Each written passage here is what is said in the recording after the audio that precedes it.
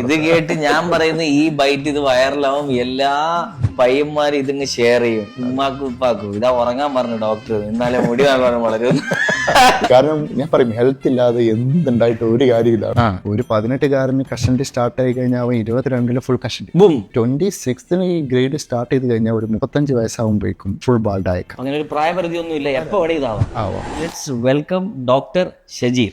നമ്മൾ പലവരും നിങ്ങളോട് ഉറപ്പായിട്ടും വന്ന് ചോദിക്കേണ്ട കാര്യം, ഞങ്ങൾക്ക് ഷാറൂഖ് ഖാന്റെ മുടി വേണം, ഒരു മമ്മൂക്കയുടെ മുടി വേണം. അങ്ങനൊക്കെ നടക്കും എല്ലാവർക്കും? ഒരിക്കലും നടക്കില്ല.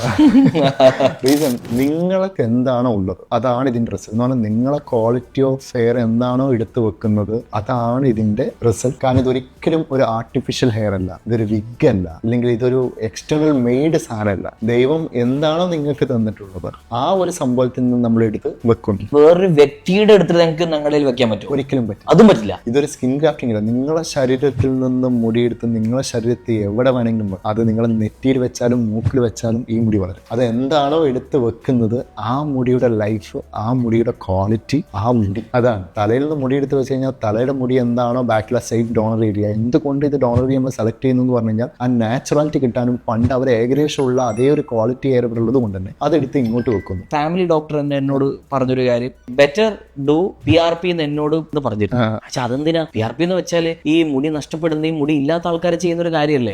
അന്നാണ് പുള്ളിക്കാരത്തി എന്നോട് പറഞ്ഞ, അല്ല, നിങ്ങൾ ആ ഒരു കാര്യം മനസ്സിലാക്കണം, ഇത് മുടി ഉള്ള ആൾക്കാർക്കും ചെയ്യേണ്ട ഒരു പ്രൊസീജിയർ ആണ്. അതിനെ കുറിച്ച് എന്താണ്? വി ആർ ഫ്രീ, നമുക്കൊരു ബുദ്ധിമുട്ടും ഇല്ല എന്ന് പറഞ്ഞ് നമ്മൾ 24 hours ഒരു സ്ഥലത്ത് ഇരുന്ന് കഴിഞ്ഞാൽ കുറച്ച് കഴിയുമ്പോൾ അത് വീക്ക് ആയിക്കൊണ്ടിരിക്കും, അല്ലെ? നമ്മളെ ആക്ടിവിറ്റീസും നമ്മളെ ഏജിനനുസരിച്ചും നമ്മുടെ പ്രായത്തിനനുസരിച്ചും നമ്മൾ കുറച്ച് വർക്കൗട്ട് കൊടുക്കുന്നു, നമ്മൾ കുറച്ച് ഫുഡിൽ കൺട്രോൾ കൊടുക്കുന്നു, എല്ലാ കാര്യങ്ങളും പ്രോപ്പറായിട്ട് പോയി കഴിയുമ്പോൾ നമുക്ക് ആ ഹെൽത്ത് അതേ ഒരു പവറിൽ കുറച്ച് കാലം കൂടെ എക്സ്റ്റെൻഡ് ചെയ്യാം. ഇതുപോലെയാണ് ഈ ഒരു കാലത്ത് ജനറ്റിക് ആയിട്ട് നിങ്ങൾക്ക് ഇങ്ങനെ ഒരു അസുഖം ഇല്ലെങ്കിൽ ഈ മുടി അത്യാവശ്യം കാലം, പക്ഷെ അതിന്റെ ക്വാളിറ്റി ഡിഫക്റ്റുകൾ ഈ ഒരു ജനറേഷനിൽ നിങ്ങളുടെ ഫുഡ് ഹാബിറ്റ്സ് അത് കൺട്രോൾ ചെയ്യുന്ന ഒരു ലിമിറ്റ് ഉണ്ട്. പിന്നെ സ്ട്രെസ്ലെസ് ലൈഫ് എന്നുള്ളത് ഈ കാലത്ത് വളരെ കുറവായിരിക്കും. എല്ലാവർക്കും സ്ട്രെസ് ഉണ്ടാവാം. സ്ട്രെസ് ഇല്ലെങ്കിൽ ജീവിതം ഇല്ല. മൂന്നാമത്തെ കാര്യം ഉറക്കം.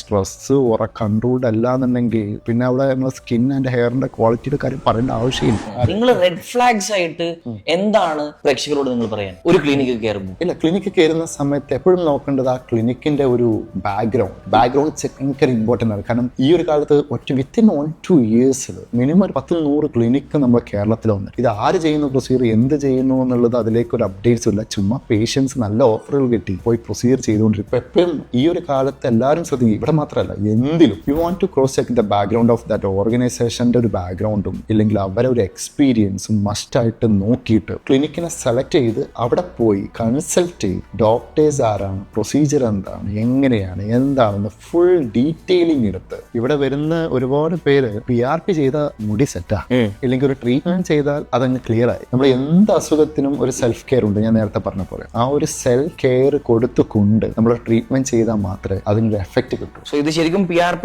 സെക്കൻഡിൽ വെച്ചാൽ മതി. ഫസ്റ്റ് എന്ന് വെച്ചാൽ ടേക്ക് ഗുഡ് കെയർ, എന്നിട്ട് PRP ചെയ്യാം, വീണ്ടും അത് കെയർ ചെയ്യും, അല്ലേ? അതെ, ആ സിസ്റ്റം ഇല്ലെങ്കിൽ റിസൾട്ട് എല്ലാവർക്കും കിട്ടി. അതാ എല്ലാവരും പറയുന്നത്, അവർക്ക് നല്ല റിസൾട്ട് കിട്ടി, എനിക്ക് നല്ലപോലെ റിസൾട്ട് കിട്ടി. ഇതിന്റെ മെയിൻ ബാക്ക്ഗ്രൗണ്ട് സെറ്റ് ചെയ്യാതെ നിങ്ങൾ അപ്പർ ലെയർ സെറ്റ് ചെയ്തിട്ട് കാര്യമില്ല. എന്ന് പറഞ്ഞാൽ നിങ്ങൾ സ്ട്രെസ്, മസിൽസിന് എന്ത് വേണം? റെസ്റ്റ് വേണം, എന്നാലും മസിൽ ഫോം ആവും. ഇതുപോലെ നമ്മളെ ഹെയറിനും സ്കിന്നിനും റെസ്റ്റ് ഇമ്പോർട്ടൻ്റ്, നമ്മളെ ഹെൽത്തിന് ഇമ്പോർട്ടൻ്റ്. ഒരു 4 ദിവസം 2 മണിക്കൂർ വെച്ച് ഉറങ്ങിക്കഴിഞ്ഞില്ലെങ്കിൽ ഉറക്ക് കുറച്ച് കിട്ടിയില്ല എന്നുണ്ടെങ്കിൽ ഒരു മനുഷ്യൻ ഭ്രാന്തനായി. പിന്നെ ഈ സ്കിന്നിനും അതിലൂടെ വളരുന്ന ഹെയറിന്റെ കാര്യം പ്രത്യേകിച്ച് പറയേണ്ടില്ല.